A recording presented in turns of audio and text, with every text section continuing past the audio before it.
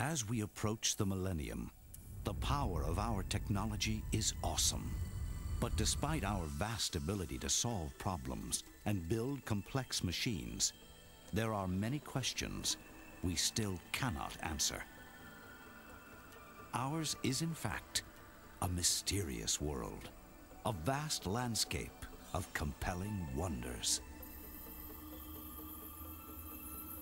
He wrote Chariots of the Gods. Now author Erich von Daniken guides us through the search for ancient technology, including: did our ancestors know how to fly thousands of years before the airplane was invented?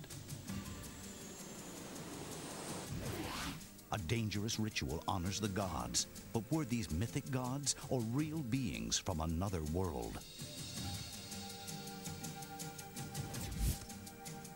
How did our ancestors build incredible monuments that defy understanding even today? And genetic engineering.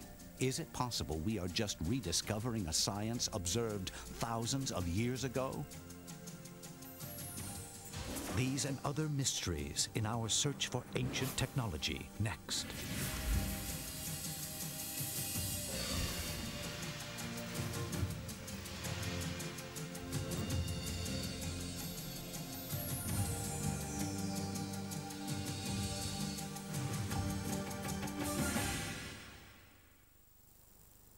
The idea of a primitive culture coming in contact with a more sophisticated culture, whether they are of this world or from another planet, is a very important concept.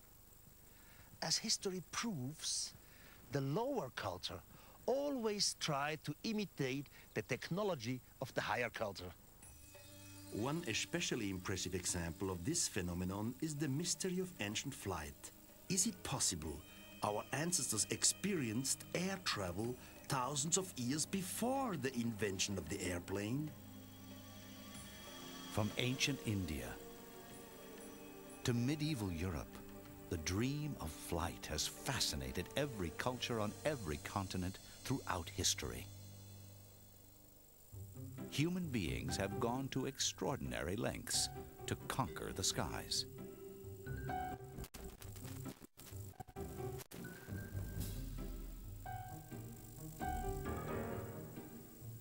Not until the Wright brothers in 1903 did we finally succeed.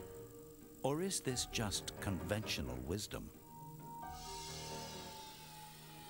Some researchers now believe there may be clues in our distant past that could cast some doubt on aviation history as we know it.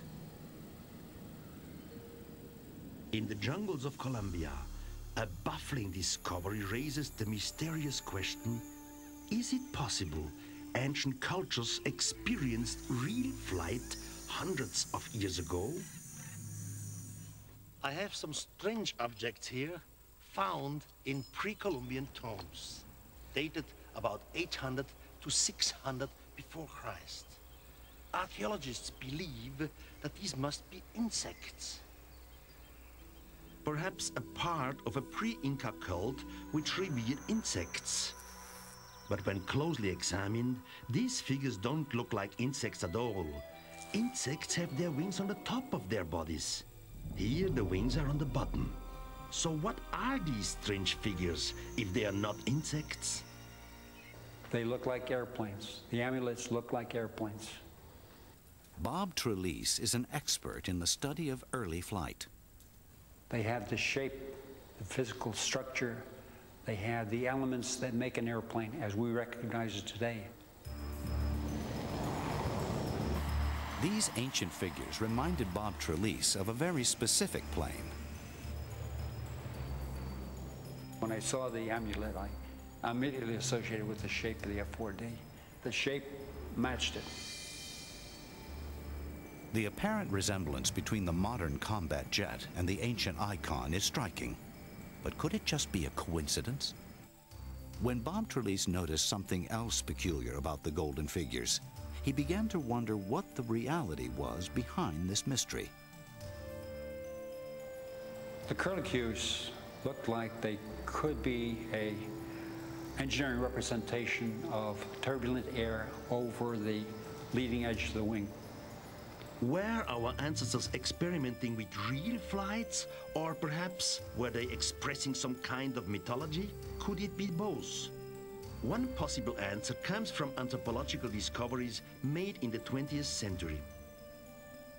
When one culture with a simple technology comes into contact with a second culture with a more complex technology, people often turn to religion. Anthropologist Dr. Lamont Lindstrom offers one explanation for the existence of these figurines. It may be found in the anthropological concept known as cargo cult. Cargo cult is a South Pacific example of a kind of religious movement that's happened almost every place in the world. Life in the South Pacific prior to World War II was pre-industrial in its simplicity. There was no electricity. There were no roads and no radio. No contact with the outside world.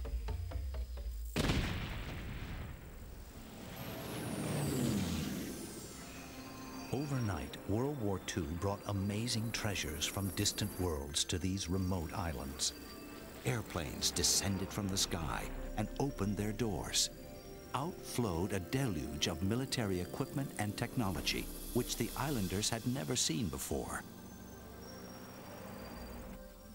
To them, the radio was a wonder, a magical machine able to speak in many voices.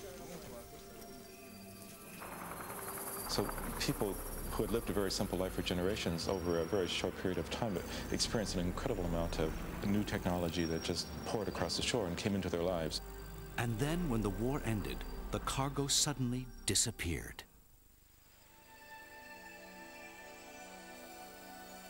Desperate to find some way to bring the cargo back, the islanders turned to prayer and religious ritual.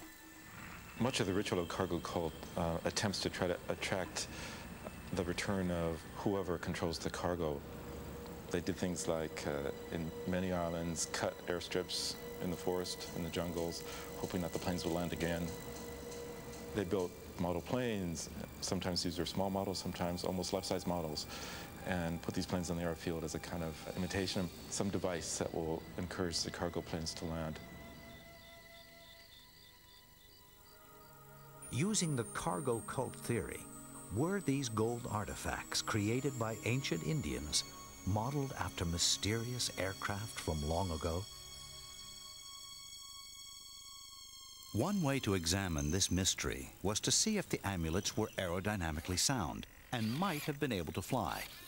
Captain Peter Belding, a pilot and air traffic controller, built exact scale models of these icons out of molded plastic. Although it is unknown whether the amulets might represent powered aircraft or gliders, Captain Belding made them self-propelling. He attached a small prop motor to one, and in the other, he placed a turboprop engine.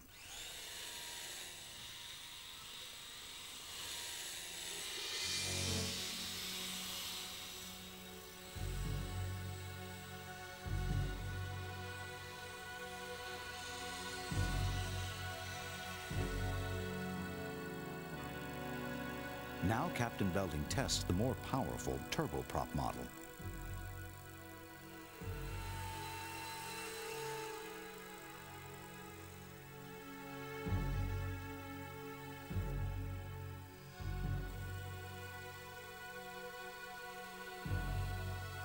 The sight of these models in the sky raises intriguing questions about the icons on which they are based. The idea that they were copied from a working airplane in existence 800 years before the birth of Christ is very difficult to believe. Could these tiny gold figurines be models of airplanes built by ancient people? Of course, but there is another possibility. I believe they are religious artifacts which were designed to honor extraterrestrial flying machines and lure these visitors back down to Earth.